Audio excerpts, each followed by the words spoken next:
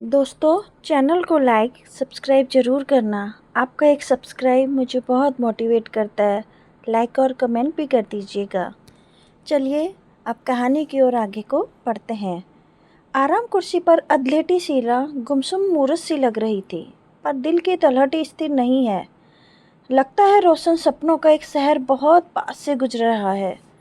बेख्याली में उसे छूने का मन हो आता है। हाथ बढ़ते हैं पर कारवां ठहरा नहीं, आगे बढ़ गया। बस आज की रात का जरा सा टुकड़ा बाकी है। कल से वही इलाहाबाद की गर्मी, खामोशी और अकेला फ्लैट। पहली बार बहुत अकेलापन महसूस होगा उसे, पर यह फैसला तो उसने ही किया था। नारी मुक्ति की राह पर सगर्व चलते हुए आजीवन अविवाहित रहने का प्रण। जीवन मज़े से गुजर रहा था। पहले बाबूजी के पत्र आते थे, पर पिछले 2 वर्ष से बाबूजी नहीं रहे तो पत्रों का वह इंतज़ार भी नहीं रहा। माँ को नाती पोतों में फुर्सत नहीं थी। माएँ तो बचपन से ही जुड़ी रहना चाहती हैं। पहले अपने बच्चों के बचपन में, फिर नाती पोतों के बचपन से। तभी अपने बच्चों से दूर वे नई पीढ़ी की हो जाती हैं। माँ के हिसाब से वह बहुत सुखी थी, खूब कमाती और ठाठ से अकेली रहती। जब भी मिलती तो कहती, तू मज़े में है बिट्टो। न आदमी की चेंचें न बच्चों की पैपे, वरना सारी ज़िंदगी इन्हीं में खटना होता है। यह बात उसे राहत देती। बस एक बार माँ ने उसे चिट्ठी लिखी थी। अपनी एक सहेली के लड़के से उसका रिश्ता तय करना चाहती थी, पर उसी ने नाराज़ होकर मना कर दिया था। पर अब क्यों उसे धाराशायी सी लग रही है। गुजरी जिंदगी एकदम बेमानी। इंदु और विनय तो सोए हैं अभी। उन्हें तो पता भी नहीं है कि उसने सुबह 5 बजे की गाड़ी का टिकट मंगवा लिया है।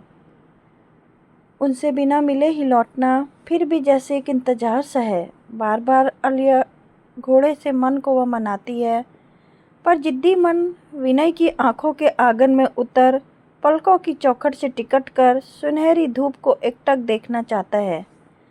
जब भी उसकी आंखों में धूप उतर आती है, सारे सपने चौंक कर कुनमुना उठते हैं। 7-8 दिन से धूप की यही तपिश महसूस हो रही है, कभी हल्की कभी गहरी। वह अनदेखा करती है, पीठ फेर कर दूर चली जाती है। इंदु की शादी में परीक्षाओं के कारण जाना नहीं हो सका था। इंदु का आग्रह भरा निमंत्रण चला आया। नैनीताल जा रही हूँ हनीमून मनाने, चाहे तो आकर मिल जा। इंदु बचपन की सहेली थी, जुड़वा कहते थे सब उन्हें।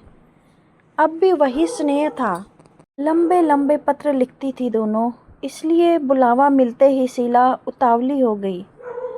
उससे मिलने को कैसा पागलपन था। नई दुल्हन के हनीमून में दाल भात में मूसल चंद सी आ कूदी।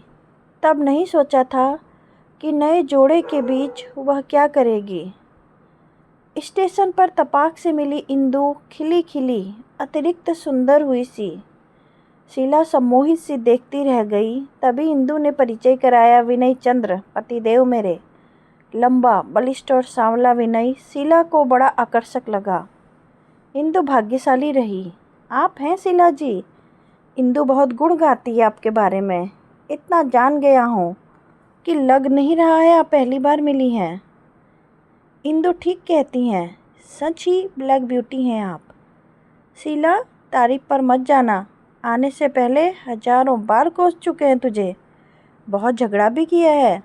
हंस दिया विनय। आप ही कहें, किसी का हनीमून बर्बाद करने कोई यूं चला आता है क्या? कोसता नहीं तो क्या करता? पर अब आ ही गई हैं तो वो क्षमा मांग लेता हूँ। नाराज तो नहीं है? सफ़र कैसा कटा? शीला देखती ही रह गई उस वाचाल को। कोई उत्तर न सूझा। कभी नए शादीशुदा जोड़े देखते होते तब तो हनीमून की अहमियत जानती।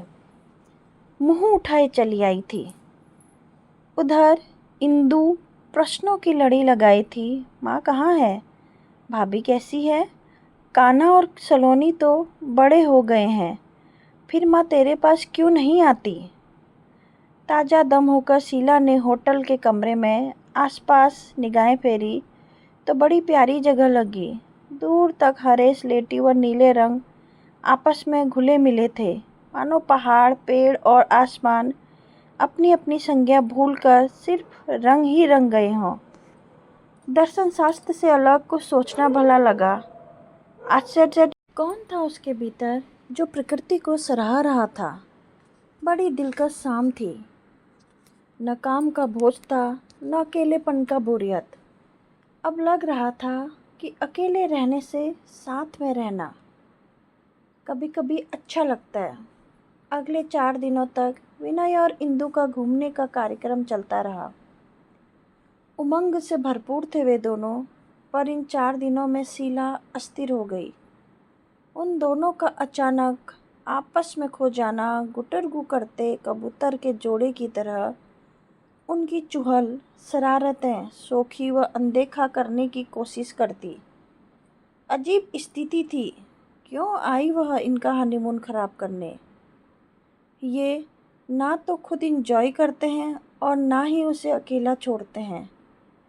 उससे भी अजीब था विनय का व्यवहार, जो कभी कभी उसे भरम सा ही लगता था। अनजाने में विनय का सारांश को एकटक देखना, निमिष की उंगलियां छू लेना, कान के पास तेज सीटी बजा देना, सब बचपना लगता था, पर आंखों में स्वप्न से रंग मन की चुगली कर जाते। घोड़े पर चढ़ाते वक्त कमर में लिपटी विनय की बाह जब उसकी नंगी पीठ पर चुभी तो बहुत अजीब लगा था। उस वक्त विनय की आंखें उसकी आंखों में थी और सांसें उसकी गालों पर गर्म झकोर सी जिस्म का रोआ रोआ खड़ा हो गया था। कनपटे की नस टिप टिप बज उठी थी। पुरुष के पहले स्पर्श से लगा था सांस ही नहीं आएगी। अपने मन की लाचारी पर शीला की आंखें छलछला आई। घोड़े वाले ने घोड़ा आगे चल दिया होता तो वो बेहोश होकर गिर जाती। इंदु चुप सी हो गई थी। शायद उसे अच्छा न लगा हो, पर थोड़ी ही देर में संभल कर सामान्य हो गई। इंदु भी नहीं फिर आगे हो लिए थे और घोड़े वाले से घोड़ा थोड़ा पीछे ही रखने को कहा। शीला निश्चित हो गई। पहाड़, घाटियाँ, झरने लांग लूंग कर होटल पहुँचे तो बुरी तरह थक चुके थे। कहीं विनय फिर उतरने में मदद ना करे, इस डर से शीला खुद ही घोड़े से कूद गई और पैर मुड़ गया। वह कराह कर वहीं बैठ गई। हाय, यह क्या हुआ? जिससे बचना चाहा वह स्थिति अब और विकट होकर सामने आ गई। शीला लंगड़ाते लंगड़ाते इंदु और विनय के कंधों का सहारा लेकर चल पड़ी। दोनों की बाहें कमर से सहारा दिए थी, पर लग रहा था कि एक ही बाह है। बार बार छूती हुई लाचारी और दर्द से आंसू बहने लगे। इंदु ने पुचकारा, अरे तू तो बड़ी बहादुर बनती थी, बस इतनी सी चोट में हो गई छुट्टी। बेचारी क्या बताती उसे, किसी डाकू जैसी लग रही थी। खुद को शीला वह कमरे में आकर आराम कुर्सी पर लुढ़क पड़ी। इंदु आंसू पोंछ रही थी और चोर नज़रों से ताकता विनय पत्थर होता तो सिर में ही जड़ देती। नालायक, पागल, परी सी बीबी पाए 4 दिन नहीं हुए हैं कि ताकने लगा इधर उधर। बदन के हर हिस्से में चुभ रही थी उसकी नज़र। बिल्कुल अच्छा नहीं लग रहा था विनय का वहाँ खड़ा होना। शाम को विनय को धिक्कारता हृदय रात में बिल्कुल बदल गया। जितना दूर वह विनय को भगाने का प्रयास करती, वह उतना ही पास आ जाता। अजीब सी कसमकस में नींद आई। बुरे बुरे सपने आते रहे, सहमाते रहे। सपनों में विनय का चेहरा कभी गालों तक झुक आता, कभी सीने में चुभता, कभी निश्चल सी चमकती 2 आंखें सारे अस्तित्व में चुभ जाती। कमरे के खुले हिस्से में बाहें चुभती, इतनी कि सीने में सिमटने का दिल कराता। कभी पाँव टिसता, कभी मन। ये उसे क्या हो गया था? मन को तो 2 दिशाओं में पूरे बेग से खींचना उसे तोड़ रहा था। विनय स्वीकार भी था और अस्वीकार भी। विरोधी भावों की झंझा में जूझती शीला सोच रही थी, अब क्या होगा। भोर में ही जाकर ठीक से नींद आ पाई। सुबह सुबह इंदु आई। अच्छा था कि उसे शीला की अधेड़ बुन नहीं छू पाई थी। भोली लड़की कहाँ इस बिगड़े आदमी के पल्ले बंध गई। उस समय यही सोचने में आया था, पर क्यों उसका मन सारी रात उसे बिगड़े आदमी की तरफ खींचता रहा था। कभी नकारता कभी स्वीकारता, पर इस वक्त उसे न जाने देखकर उदास सा हो आया। इंदु स्नेहिल थी, घूमने नहीं जाना चाह रही थी, पर शीला ने ही जिद करके भेज दिया। बड़ा लाड़ आया उसका। अच्छा ही हुआ जो विनय नहीं आया। इंदु कब तक अनजानी रह पाती। शाम तक ठीक रहेगा। शीला ने लंबी सांस भरी। ढलती शाम इंदु के साथ विनय भी आया। हालचाल पूछकर ताज़ा दम होने के लिए इंदु अपने कमरे में चली गई। विनय नहीं गया, वहीं बैठ गया बिस्तर के कोने पर। शीला को फिर अपना दम घुटता सा लगा। कैसी हैं आप? ठीक हूँ। आप तो ठीक से झूठ भी नहीं बोल पाती। सारा दिन एक जगह बैठे बैठे बोर हो गई होंगी। बाहर तक ले चलूँ? घबराइए मत, गिराऊंगा नहीं। कहते हुए वह हंस पड़ा। मना करते हुए शीला ने देखा था, बड़ी मासूम हंसी थी और वह कल से चोर, लंपट और भी न जाने क्या क्या कहे जा रही थी। घबरा कर आंखें मूंद लेना ठीक लगा। कहें तो बाम लगा दूं? अच्छा, सिर दबा देता हूँ। बिना उसकी स्वीकृति लिए वह सिर दबाने बैठ गया। शीला का तन मन पंख लगाकर उड़ने को होने लगा। अब संदेह नहीं रहा था, विनय सचमुच आकर्षित था और वह भी कहाँ बच पाई उसके सम्मोहन से। इतनी नज़दीकी से लेस मात्र भी गुस्सा नहीं आया। यह क्या हो गया था उसे? बड़ी बड़ी दलीलें दूर छुप गई थी। पराजय उसे मुंह चिढ़ा रही थी। गलानी हो रही थी अपनी पराजय के एहसास पर। क्या अब तक जो किया वह दिखावा था? खीज शर्म सीमा पर जा पहुंची। आंसू बहकर गालों तक आ गए। उंगलियों से उसे पोंछता विनय जरा भी लंपट नहीं लगा। थोड़ी देर बाद शीला का सिर तकिए पर टिका। बिना कुछ बोले वह चला गया। उसका मन हुआ दौड़कर रोक ले और सिर दबाने को कहे, पर वह उसकी प्रिय सखी का पति था और यह बात उसे अब तक याद थी। अगले दिन विनय नहीं आया। इंदु आई। सारा काम किया पर कुछ गुमसुम सी लगी। हे ईश्वर, उस नादान की चोरी क्या इसने पकड़ ली? बुरी तरह सिहर गई शीला। नहीं नहीं, वह अपनी सखी को बहुत प्यार करती है। जो उसे तोड़ दे ऐसा कोई काम उससे ना होगा, पर मुंह से बोल न फूटा। अगले दिन इंदु से 2-3 उपन्यास मंगा लिए। घूमने जाने से पहले इंदु आई। विनय नहीं आया। अच्छा हुआ जो नहीं आया। आता तो वह फिर खो जाती उसके सम्मोहन में। वह इतनी कमज़ोर है, यह अब क्षण क्षण पता लग रहा था। चाहे कितना फौलाद बना रही थी खुद को, पर विनय के नाम से पिघल जाता था सारा अस्तित्व। 2 दिन जैसे तैसे गुजरे। सूजन कम हो चली थी और दर्द भी। उस दिन वह धीरे धीरे उठकर सहारा लेकर कमरे में चली। फिर सारी दोपहर उपन्यास में निकाल दी। शाम को जल्दी आ गए वे दोनों। इंदु तो अलसाई सी बिस्तर पर ढेर हो गई। विनय बिस्तर के किनारे ठंगा सा बैठ गया, एकदम पैरों के पास, फिर हाथों से पाँव थाम लिए। बुरी तरह सहम गया मन।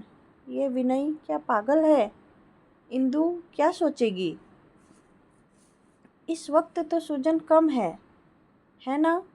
इंदु ने भी झांका और सिर हिला दिया। विनय सिरहाने रखा आयोडेक्स उठाकर लगाने लगा।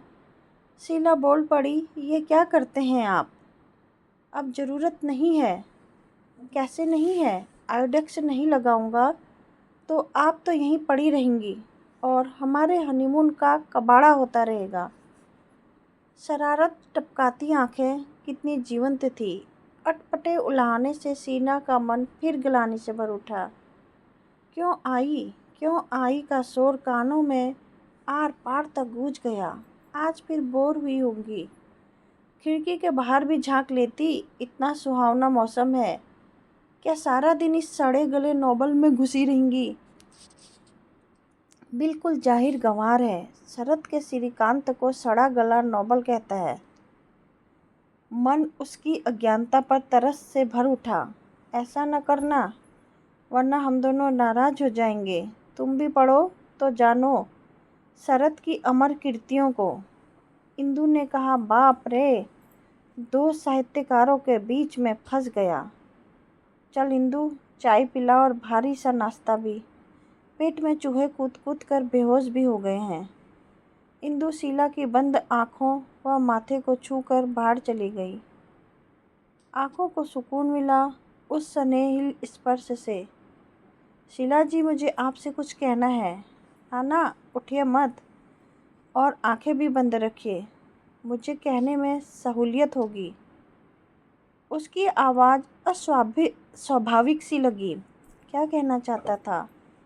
उसने उसकी नियत का खोट तो नहीं पकड़ लिया। क्या मन का भेद इस पर खुल गया। लज्जा से गड़ गई शीला। कुछ कहते न बना। आंखें बंद किए प्रतीक्षित हो गई। मैं जो कुछ कहूँगा उसे अन्यथा ना लें। पहले दिन से ही आप मुझे बहुत भली लगी हैं। इतना ही जानता हूँ कि मन आपके नज़दीक रहना चाहता है। इंदु माँ की पसंद है, अच्छी पत्नी सिद्ध होगी और सुखी भी रहेगी, क्योंकि उसे देना आता है। पर मैं अपने मन का क्या करूँ। पहली बार कोई बहुत अच्छा लगा है। जानता हूँ मेरी नज़दीकी आने की कोशिश आपको नागवार गुजरती है। हो सकता है आपको मुझे चरित्रहीन समझती हो, पर इसमें कहीं भी कसूरवार नहीं हूँ। कुछ महीने पहले माँ ने मुझे एक तस्वीर दी। उनकी सहेली की बेटी माँ को पसंद थी। मुझे भी अच्छी लगी। वह तस्वीर मेरे ड्रावर में महीनों पड़ी रही। मैं रोज़ उसे देखता, उससे बातें करता। एक अनजाना लगाव सा हो गया था उस तस्वीर से। अचानक एक दिन माँ ने वह मांग ली। कहा, लड़की वाले वापस मांग रहे हैं। लड़की शादी करने को राजी नहीं है। तस्वीर चले गई। उस दिन बड़ा खालीपन सा लगा, गुस्सा भी आया।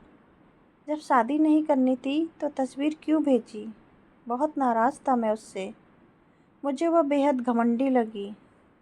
फिर इंदु से विवाह हो गया। मैं खुश था, पर वह तस्वीर दिमाग में बनी ही रही। एक दिन इंदु अपनी सखियों का परिचय तस्वीर द्वारा कराया। जिस सखी का नाम वह हमेशा लेती थी, उसकी तस्वीर देखकर मैं हैरान रह गया। यह वही थी जिसकी तस्वीर महीनों मेरे ड्रावर में पड़ी रही थी। जब आपके आने की बात हुई तो मैं उत्सुक था। उस दंभ को देखना परखना था, शायद आहत करना चाहता था, जिससे मुझे ना कहा था। पर जब देखा तो आप मुझे दुनियादारी से कटी छटी अजब निश्चलता से पूर्ण लगी। बच्चों जैसा लाड़ आता है आप पर।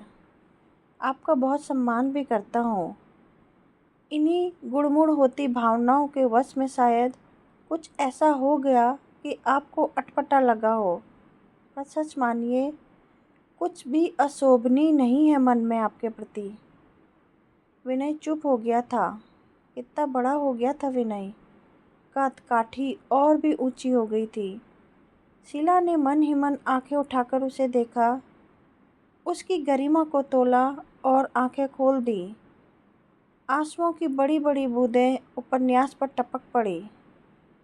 विनय ने हाथ बढ़ाकर उपन्यास उठा लिया और फैलती बूंदों को हथेली से पोंछ लिया। पहली बार विनय को आँख भर देखा। उसकी आँखों में धूप बड़ी चटक थी। उन आँखों में कुछ था जो स्वपिल सा था और निष्पाप भी।